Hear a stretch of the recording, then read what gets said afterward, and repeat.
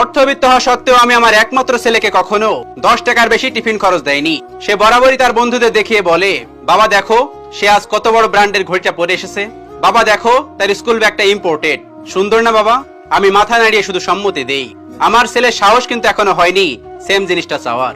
একদিন তার পায়ে সামান্য ব্যথা, স্কুলে যাওয়ার সময় বলল, বাবা আজকে তোমার অফিসের গাড়িতে নিয়ে যে আমার স্কুলের সামনে নামিয়ে দেবে। আমি তার সমস্যার কথা বিবেচনা করে বললাম ঠিক আছে। এরপর এক সপ্তাহ প্রায় সে আমার সাথে গেল। আমি চুপচাপ তাকে নামিয়ে দিতাম। আমার ছেলের এখন দেখছি হেঁটে যেতে ইচ্ছে করছে না।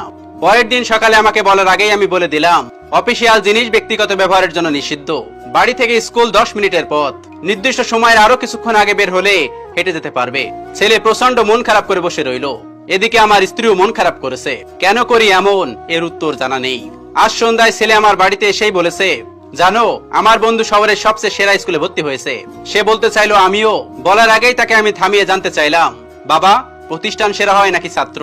ধরো আমি তোমাকে সেই স্কুলে দিলাম কিন্তু তুমি ফেল করলে কোন সাবজেক্টে, তাহলে আমি কি বলবো, তুমি ফেল নাকি স্কুল? ছেলে বলল, বুঝেছি বাবা। আমি তার মাথায় হাত বুলিয়ে দিয়ে বললাম, এই পর্যন্ত তোমার ক্লাসের কোনো ছেলেই তোমাকে কাটাতে পারেনি, সুতরাং তুমি যেখানে সেরাটা দিবে সেই স্থানই সেরা তোমার মতো। এরপর সে আর এরকম কোনো কথা বলেনি। আজ বিকেলে ছেলে বলছে, বাবা একটা এক্সট্রা টিউটর দরকার, আমার ম্যাথ ইংলিশে একটু সমস্যা হচ্ছে। আমি ছেলেকে বললাম, একটু কষ্ট করতে হবে। আমি যখন রাত করে বাসায় ফিরবো 9টা কিংবা 10টা, আমার কাছেই তোমার ম্যাথ আর ইংলিশ করতে হবে। ছেলে তখন বলল, বাবা তুমি টায়ার্ড থাকো না? আমি হেসে বললাম, না বাবা আমার কাছে তো সামর্থ্য নেই তোমাকে এক্সট্রা টিউটর দেওয়ার, আমি বরং একটু কষ্ট করি, কি বলো? ছেলে আমাকে জড়িয়ে ধরে বলল, ঠিক আছে বাবা। রাতে স্ত্রী বলল, তুমি এরকম 10টা টিউটর রাখতে পারো কিন্তু। তখন আমি আমার স্ত্রীকে বললাম, শোনো আমার সন্তান বুঝুক যে আরাম করে সবকিছু পাওয়া যায় না। মানুষের জীবনে অভাব আসলে তা কিভাবে মোকাবেলা করতে হয় সে সিস্টেম সে শিখুক, কোনো কিছুই মন্দ নয় সে বুঝুক।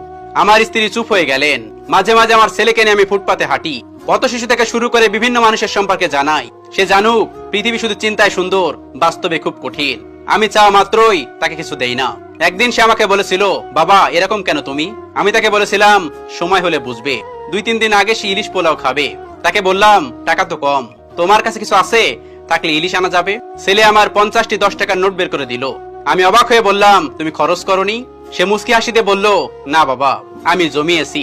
আমার পরিচিত এক ভাই স্কুলে না খেয়ে আসে, কোনো টাকা নেই তার কাছে। আসলে সে অসহায় বাবা। আমি মাঝে তাকে ক্ষুধার্ত দেখে বুঝতে পারি, সেই দিন তার সাথে খাই, তখন সে না করে। অন্যান্য দিনগুলো বেশি টাকা খরচ করি না, জমিয়ে রাখি, কারণ বাসা থেকে মাজা দেয়, তা তো আমার জন্য যথেষ্ট। কারণ কিছু মানুষ সামান্যটুকু পায় না। আমি ছেলের দিকে তাকিয়ে আসি। সেই গোছানো টাকা নিয়ে আরো কিছু টাকা মিলিয়ে ইলিশ এনে ছেলেকে ইলিশ পোলাও খাওয়ালাম, ইচ্ছে করে অভাব ফিল করাই, যাতে সে বুঝুক জীবনটা কঠিন, অনেক।